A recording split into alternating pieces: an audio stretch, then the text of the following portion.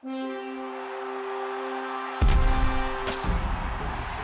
Hub Arcus here with the second part of our franchise facelift series. We're talking now about front office changes, general managers. Here to help me is our senior editor, Nolan Naraki, who's been burning up the phone lines, talking to insiders around the league. And you know, Nolan, I think everybody starts on this topic with A.J. Smith in San Diego and Scott PIOLI in Kansas City. Hopes were so high this year, things went so badly. Did they both deserve to go at the end of the year? I think they're definitely going to be looked at very closely. A.J. Smith, you know, they just haven't been to the playoffs enough.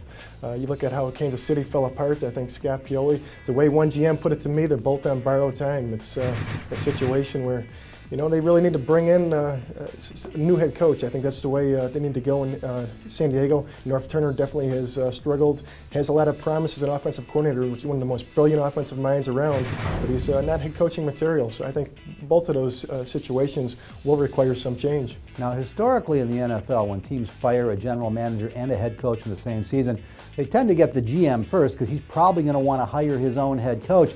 But you're hearing rumblings that there may be a couple teams around the league who could have both openings but could hire the coach first? Yeah, most teams traditionally have gone with the general manager. They bring in their head coach. It's the model that's most popular right now in the NFL. There's only one situation with the New England Patriots where you have a head coach and a GM serving in that same capacity. The way that the Carolina Panthers and the Cleveland Browns are looking to go, I think there's a very good chance that they may hire a head coach first. Chip Kelly's the name that we're hearing in Carolina. You know, if they bring him in there, provided that Ron Rivera doesn't finish the season out strong, you know, I think he'd have a chance to basically bring in somebody to work with. And Nick Saban's the other name in Cleveland. I think he'll have a chance to basically find his own GM, provided that he goes. I don't expect him to go, but I think whoever does walk into that situation will be hired first from the coaching end. Now, in spite of all the PR disasters, all the stumbling and bumbling on the football field, the Jets are actually a game out of the playoffs right now. 3 to play. We'll see what happens. But regardless of what happens, it's been a tough year. The Tim Tebow move, hard to explain. How much trouble are Mike Tannenbaum and Rex Ryan in New York, and could the Jets have a completely new look next year?